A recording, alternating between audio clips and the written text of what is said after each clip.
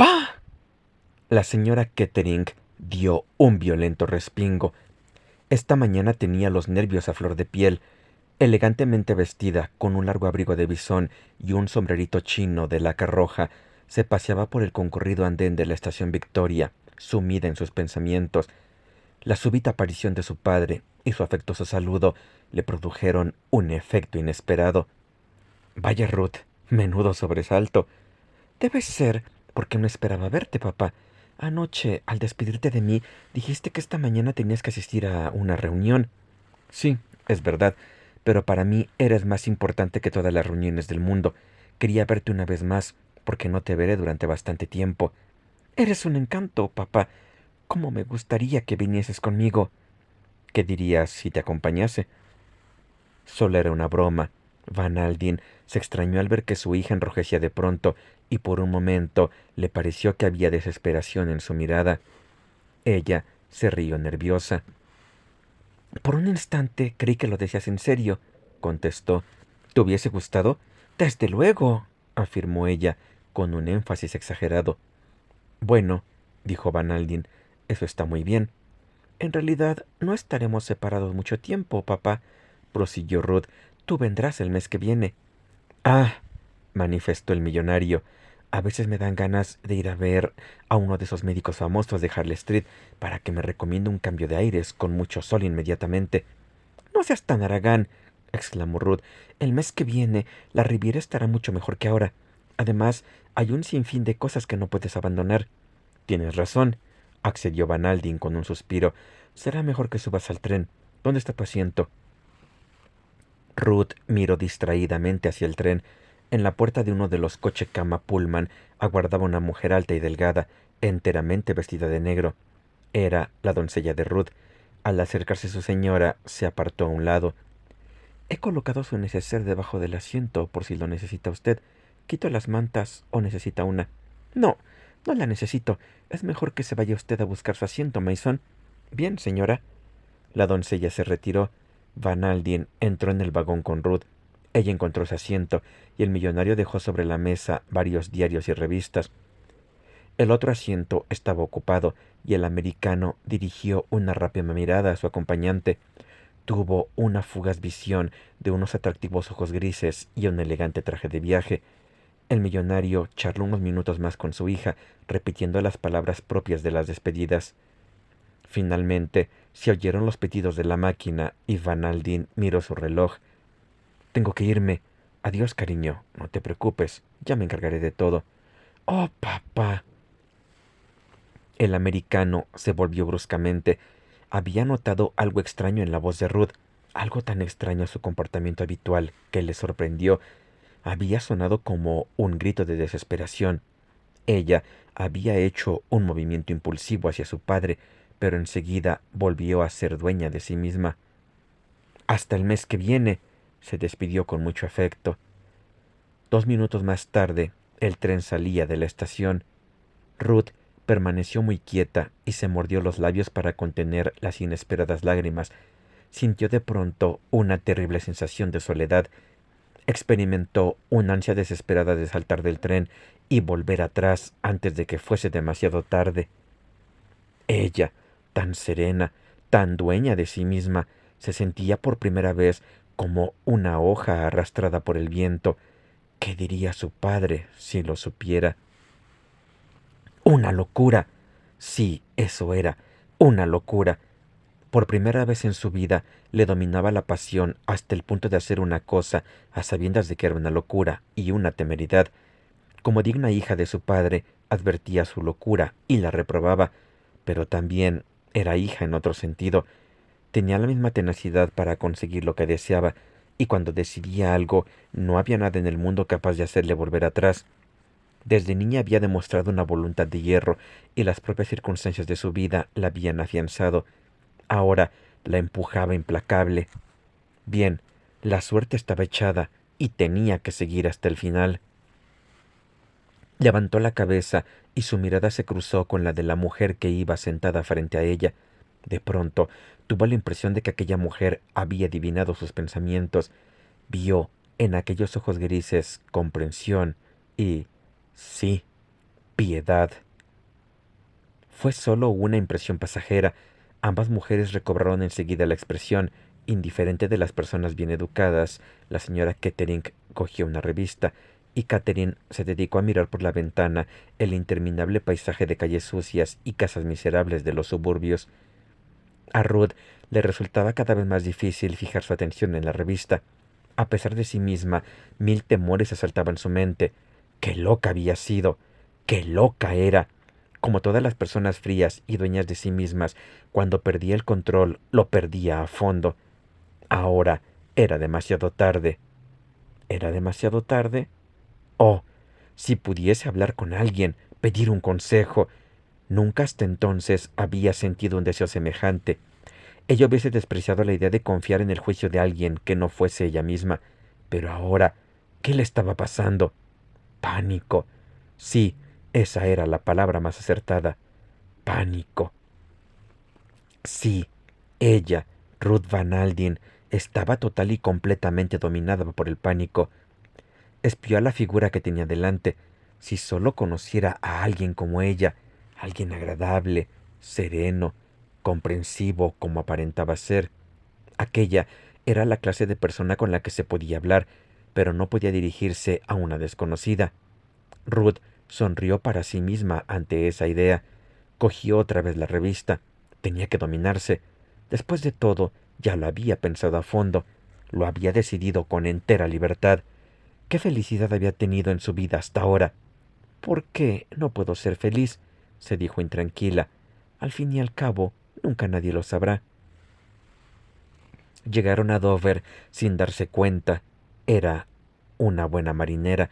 Le disgustaba el frío y se alegró de estar en el camarote que había reservado por telégrafo. Aunque nunca lo habría confesado, Ruth era algo supersticiosa. Era de la clase de personas a las que les gustaban las coincidencias. Cuando desembarcó en Calais y se hubo instalado con su doncella en un compartimiento doble del tren azul, se dirigió hacia el coche-restaurante. Con sorpresa, vio al otro lado de la mesita a la misma mujer que había sido su compañera de viaje hasta Dover. Una ligera sonrisa apareció en los labios de ambas. ¡Qué coincidencia! Dijo Ruth. Lo es, contestó Catherine. Es extraño cómo ocurren estas cosas. Un camarero, con la destreza que siempre desplegaban los empleados de Compagnie International de Wanlitz, colocó ante ellas 2 platos de sopa. Cuando trajeron el segundo plato, una tortilla, las 2 mujeres charlaban amistosamente. Será delicioso sentir el sol, suspiró Ruth. Estoy segura de que será una sensación maravillosa, contestó Catherine. ¿Conoce bien la Riviera? No, es la primera vez que voy allí. Es un sitio ideal. Usted va cada año, ¿verdad? Prácticamente.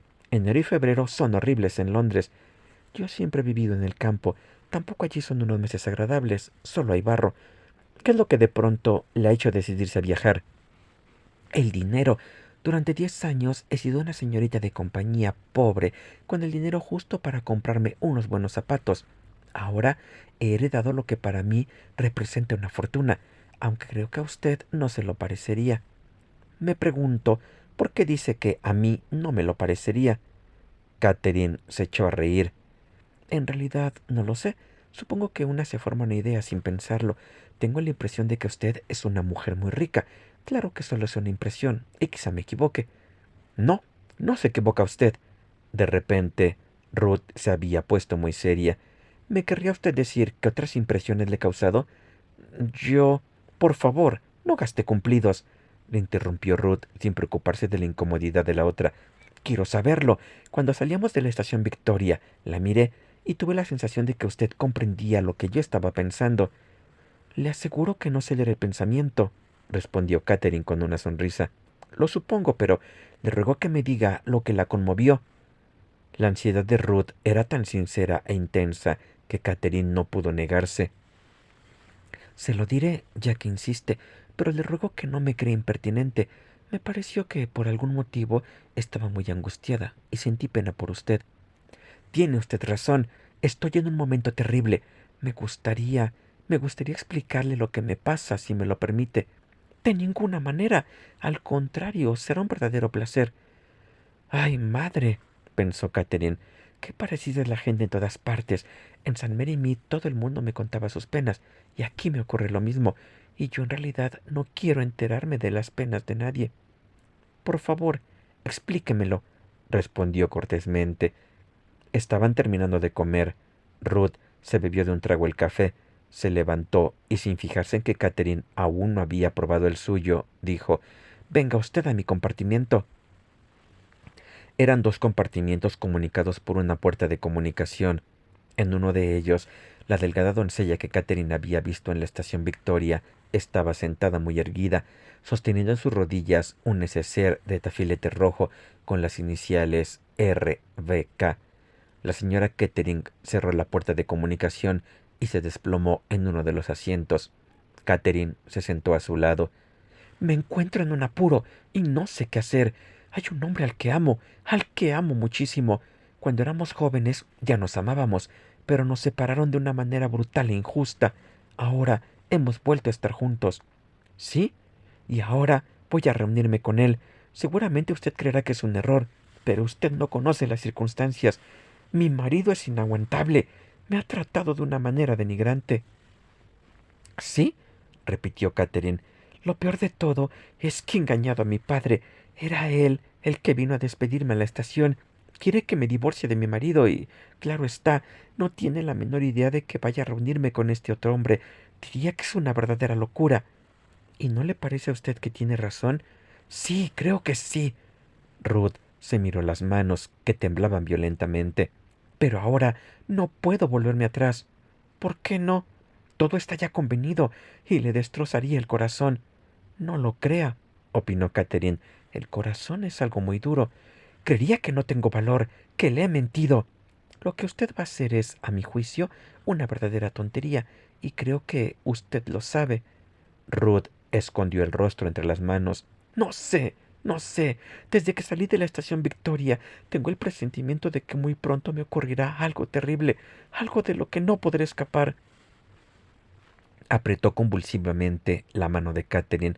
«Me creerá usted loca, pero sé que me va a ocurrir algo horrible». «No piense en eso. Procure dominarse.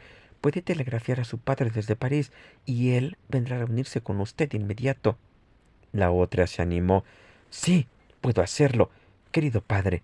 Es raro, pero nunca me había dado cuenta hasta hoy de lo mucho que le quiero». Se irguió en el asiento y se secó los ojos con un pañuelo. «He sido una verdadera loca. Muchas gracias por haberme escuchado. No sé por qué me ha puesto como una histérica». Se levantó. «Ya estoy más aliviada. Necesitaba desahogarme con alguien. Ahora me parece imposible que haya estado dispuesta a hacer algo tan estúpido». Catherine se levantó. «Me alegro de que se encuentre usted mejor», dijo con el tono más indiferente de que fue capaz. Sabía que la secuela de las confidencias era la vergüenza. Añadió con tacto: «Tengo que volver a mi compartimiento». Salió al pasillo al mismo tiempo que del compartimiento contiguo salía la doncella. Esta miró por encima de su hombro y un vivo asombro apareció en su rostro. Catherine también se volvió, pero aquel que había despertado el interés de la doncella debía haber vuelto a su compartimiento porque el pasillo estaba desierto. Catherine se dirigió a ese asiento que estaba en el otro vagón. Al pasar por delante del último compartimiento, se abrió la puerta y el rostro de una mujer apareció un momento, pero luego se cerró de un portazo. Era un rostro difícil de olvidar, como Catherine sabría el día que la volviera a ver. Un hermoso rostro ovalado, moreno y muy maquillado de manera extraña. Le pareció que ya la había visto antes en alguna parte. Cuando llegó a su compartimiento, sin más aventuras, se sentó y se puso a pensar en las confidencias que le habían hecho. Se preguntó quién podía ser la mujer del abrigo de bisón y cómo terminaría su historia. «Si he evitado que esta mujer cometa una tontería, estoy satisfecha», pensó. «Pero quién sabe, es una de esas mujeres empecinadas y egoístas, y quizá le haga bien comportarse de otra manera, aunque no sea más que por una vez. De todas maneras, supongo que nunca más la volveré a ver. Desde luego, ella no querrá volver a verme». Deseó que no volvieran a compartir mesa. Pensó, no sin humor, que podría ser violento para ambas. Cansada y algo deprimida, se recostó en un cojín debajo de la cabeza. Estaba ya en París, y el lento recorrido por el cinturón, con sus interminables paradas y cambios de vía, resultaba agotador. Cuando llegaron a la Gare de Lyon, se alegró de poder bajar y pasear por el andén.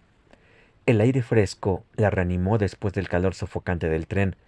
Observó con una sonrisa que su amiga del abrigo de piel había resuelto la posibilidad de encontrarse frente a frente durante la cena, mandando a su doncella a comprar una cesta de provisiones. Al reanudar la marcha, anunciaron la cena con un violento repicar de campanas, y Catherine se dirigió al vagón restaurante mucho más tranquila. Su compañero de mesa era completamente distinto, un hombre menudo, de aspecto extranjero, con el bigote tieso a fuerza de gomina y la cabeza en forma de huevo ligeramente inclinada a un lado. Catherine había llevado consigo un libro. Vio que el hombre miraba el libro con una expresión divertida. «Veo, madame, que lee usted un romance policíaco. ¿Le gustan a usted esas cosas?» «Me distraen», admitió Catherine. El hombrecillo asintió con aire comprensivo. «He oído decir que se venden mucho. ¿Por qué será? Se lo pregunto como un estudioso de la naturaleza humana. ¿Por qué será?» Catherine se divertía cada vez más. «Tal vez porque el lector tiene la ilusión de vivir una vida más emocionante», contestó. Él asintió con gravedad. «Sí, eso debe ser. Ya sabe que las cosas que describen esos libros no ocurren nunca en la realidad». Catherine iba a continuar, pero fue interrumpida bruscamente. «Algunas veces, mademoiselle, algunas veces a este servidor le han ocurrido cosas así». Ella le dirigió una mirada rápida e interesada. «¿Quién sabe si algún día no se encontrará usted con uno de esos dramas? Todo es cuestión de suerte». «No lo creo. Una cosa así no podría ocurrirme nunca a mí». Él se inclinó hacia ella. «¿Le gustaría?» La pregunta le sorprendió, y por un instante contuvo el aliento. «Quizá sea una impresión mía», añadió el desconocido, mientras limpiaba cuidadosamente un tenedor, «pero me da la sensación de que usted ansía que le ocurra algo interesante. Y bien, mademoiselle, a lo largo de mi vida he observado una cosa. Lo que se desea ardientemente, al fin se consigue. ¿Quién sabe?» Su rostro mostró una expresión graciosa. «Quizás encuentre más emociones de las que busca». «¿Es una profecía?», preguntó Catherine con una sonrisa mientras se levantaba. «Yo nunca hago profecías», declaró él pomposamente. «Es cierto que siempre tengo la costumbre de no equivocarme nunca, pero no suelo presumir de ello. Buenas noches, mademoiselle. Que descanse usted muy bien». Catherine se dirigió hacia su compartimiento de muy buen humor. Al pasar delante de la puerta abierta del compartimiento de su amiga, vio al conductor haciendo la cama. La mujer del abrigo de bisón miraba por la ventanilla a través de la puerta de comunicación abierta. Vio que sobre el asiento se amontonaban las maletas y las mantas. La doncella no estaba allí. Catherine encontró preparada la litera y, como estaba cansada, se acostó y apagó la luz alrededor de las 9:30. Se despertó sobresaltada, sin saber cuánto tiempo había transcurrido. Al mirar su reloj, vio que se había parado. Una sensación de inquietud, cada vez más intensa, se apoderó de ella. Al fin se levantó, se echó la bata sobre los hombros y se asomó al pasillo. En el tren parecía dormir todo el mundo. Catherine bajó la ventanilla y, durante unos instantes, respiró a pleno pulmón el aire fresco de la noche, tratando inútilmente de calmar sus temores. Por fin se decidió a ir hasta el final del vagón y preguntarle al conductor la hora exacta para poner bien el suyo. Pero la banqueta del conductor estaba vacía. Vació un momento y después entró en el otro vagón. Miró a lo largo del pasillo en penumbra y vio con profunda sorpresa que un hombre estaba junto a la puerta del compartimiento de Ruth con la mano en el pomo. Seguramente ella se equivocaba de compartimiento. El hombre dudó unos instantes, volvió lentamente la cabeza hacia donde estaba Catherine y ella, con una extraña sensación de fatalismo, lo reconoció como el mismo hombre que había visto ya dos veces, una en el pasillo del Hotel Savoy y otra en las oficinas de Cook. Entonces él abrió la puerta y entró en el compartimiento y cerró la puerta de inmediato. Una idea cruzó por la mente de Catherine. ¿Sería aquel hombre de quien le había hablado la mujer el hombre con quien iba a reunirse? Catherine se dijo que estaba fantaseando y que seguramente había tomado un compartimiento por otro. Volvió a su vagón. 5 minutos más tarde, el tren aminoró la marcha. Se oyó el largo y quejumbroso chirrido de los frenos, y poco después el tren se detenía en Lyon.